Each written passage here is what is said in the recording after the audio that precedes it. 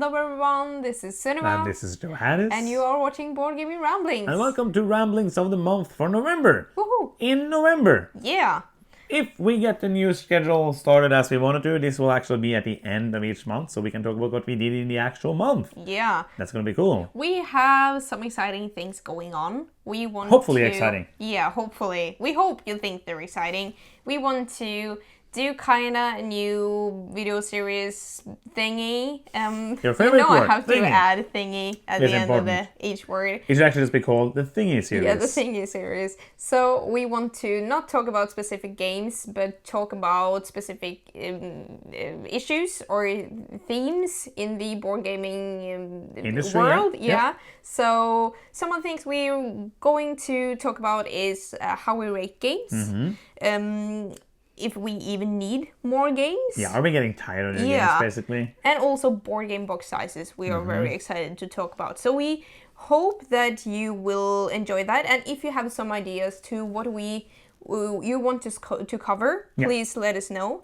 And so far, our name on this series is Topical Ramblings. Yes. It's ramblings so- on topics, so topical ramblings. So please help us with finding a new name. I think the name is fine. Yeah. If you have better names, I will like them as well. So basically it's going to be Yes. like a conversation style video, Yeah. like a vlog-ish thing where we talk about different things, as you just said. Yes. And I'm excited for that because we have been thinking about like ways to do more interesting videos, and I'm seeing more people do. I've been thinking about doing this for a long time, and I'm seeing more people doing it, and it is interesting to see people and the community talk about these different things, like the box sizes and all of those things that makes the board game industry and the board game hobby the way it is. Yeah. Not just the actual different games that we play. Absolutely. So also, we are soon getting to 5,000 subscribers. We only like 50 more subscribers to get to 5,000, Whee! and then we just need 1,000 more to 6,000. So that is amazing. So We're so close to 100,000. Yeah. only 95,050 more. That's amazing. So if you have people that you haven't told about the channel,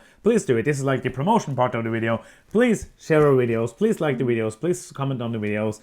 If you are like a fan of our videos and you see a video that you might not be as interesting in the game, if you just go in and give us a like and give us a comment, that actually helps. That's kind of like, I hate saying that because that's like telling you to do that, but it does help, and it makes the channel more viewed, more exposed on YouTube, which is important these days. And also, for you in the US, happy Thanksgiving. That was just happy right now. Thanksgiving. And I feel like everybody should be thankful. Like I'm thankful for having you in my games. life. I'm thankful for games. I actually said something nice to you now and you didn't. I'm thankful for being healthy. I'm thankful for board games, and I'm very thankful for all of the people out there that are watching and subscribing to us and making this fun for us to do. Absolutely. That is important, and I think it's important to think about that and to say thank you. I try to do that in the comments, and we really appreciate all the support, both on the Patreons. Thank you, of course, to the Patreons. Yes, And if you want to be a Patreon, go and check out the Patreon.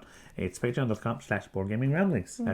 That's the end of the promotion and thankful thing.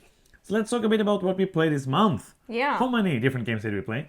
17 different games. 17. You were like thinking while watching the screen. Yeah. We Making it exciting now. Just 14 of those were games we had not played before, so 14 new games in November, which isn't that high. Nope. It would have been a lot higher. It should have been higher. If it was normal Essen and normal spiel times, that would be a lot higher. And now to the shorted segment of these are the games when I say we, I mean I backed on Kickstarter this month, which is not. Because I decided to That is a very short segment. Yes. Yeah. Done. No, I decided to like change this up to only do the active ones because we're trying to do this at the end of the month. So if you have any ones you want me to back now, like you want me to back, or you will be like interested to see us cover, or if there's a game that you think that we will like, let us know, and I have my pledge finger ready. Oh, that is a clever way to like make this like justify. Because we need to have Kickstarter. something in this segment the next time. Oh yeah. Or okay. else So there would be a that's the very reason. boring Yeah. segment. So I need to back something. So let me know if Kickstarter is coming out or bull Kickstarter crap. that is out right now. So first of all, we played some games that are coming videos of this month. Yeah, so we're this is basically like playing... the teaser part. So Yeah. what did we play? We're playing Etherfields Etherfields is right now. I want to call it Etherfields, but it is Etherfields. It's Etherfields, which in the beginning was a Let's not talk more about the how, but this is basically as we're playing it.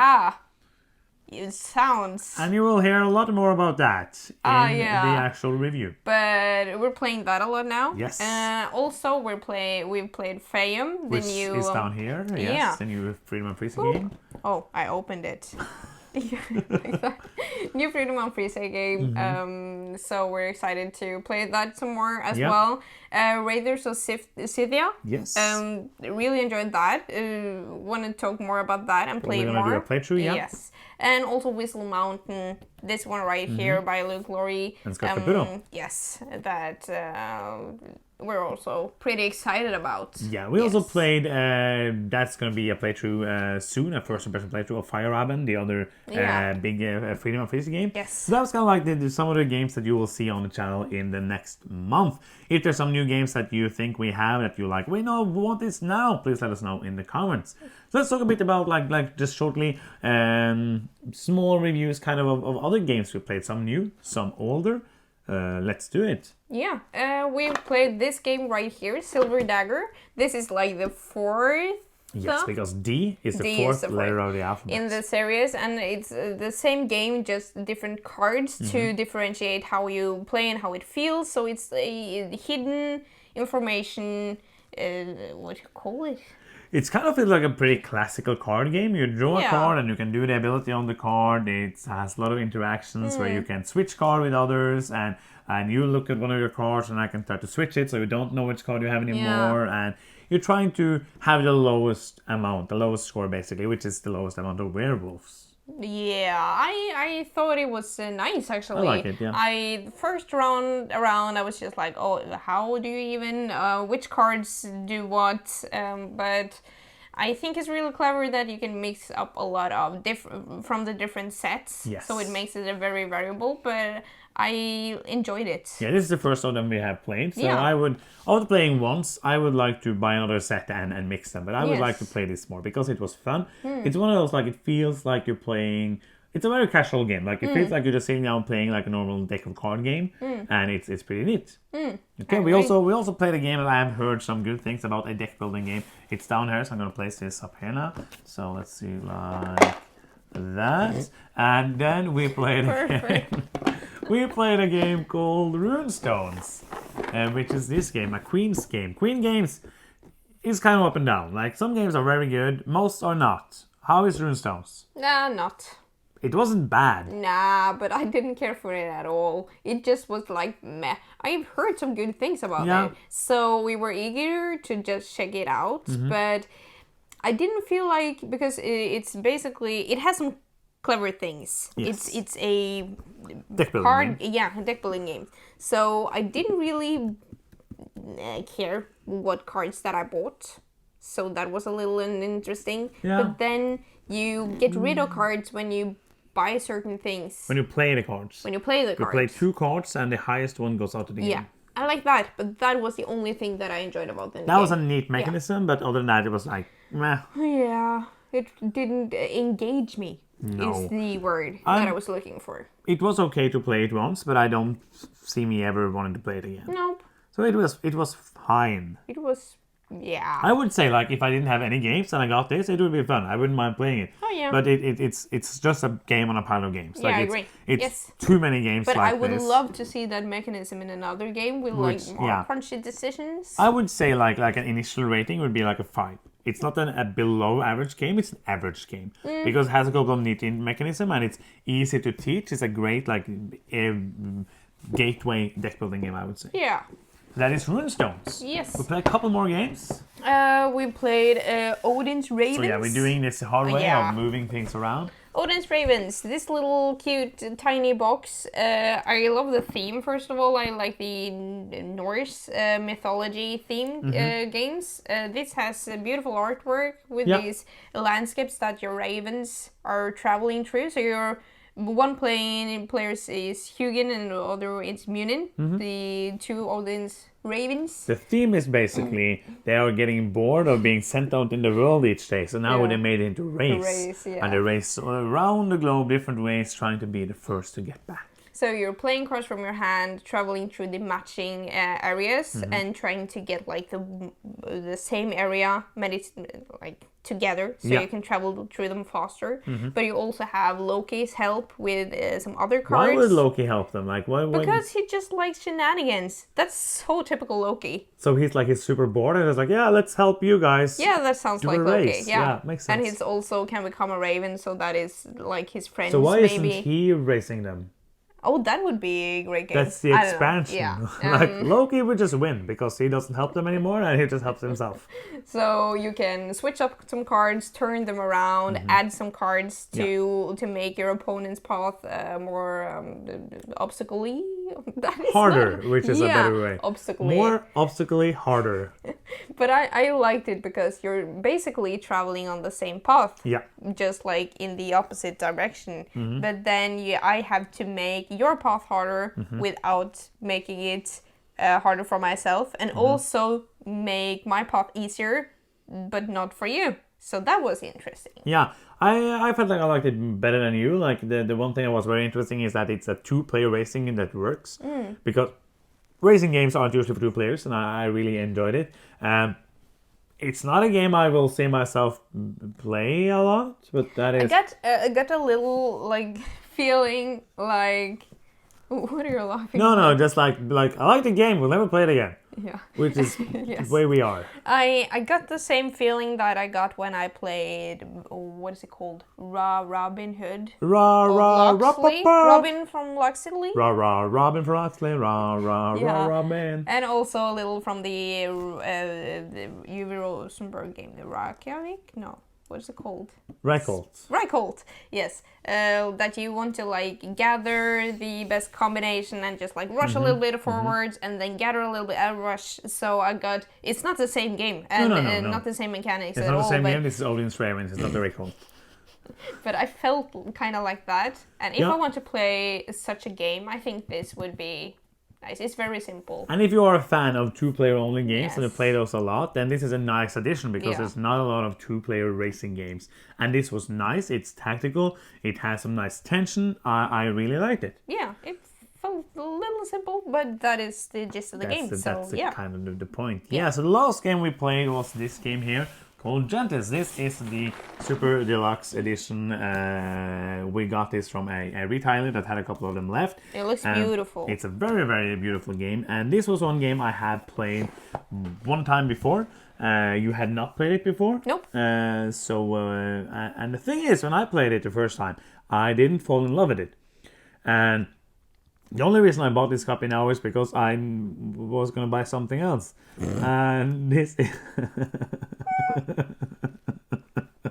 This is so you. You can't only order one game because then the shipping is very high for one game, because if you order two games then the shipping is lower cheaper for each game. So this, I know I'm not the only one doing this. This is from Stefan Risthaus, who also made Arkwright, which is one of my favorite games. And I played this once 3 years ago, and I was like, not so sure, but that might also be because I was horrible at the game. I know I played it, I liked it. What did you think? Because this is action selection game? Yeah, it's an action selection game, and actions takes different time to do. So it's kind of blocking because you're taking away the action instead of putting a worker there. So it feels kind of like a worker placement game. And also you put it like in the time slot, and then you add amount of time, or you use money, or both. Both most of the time, mostly. And you want to get people. Because, different workers, different kind of workers. And then you want to, these workers can then get you cards.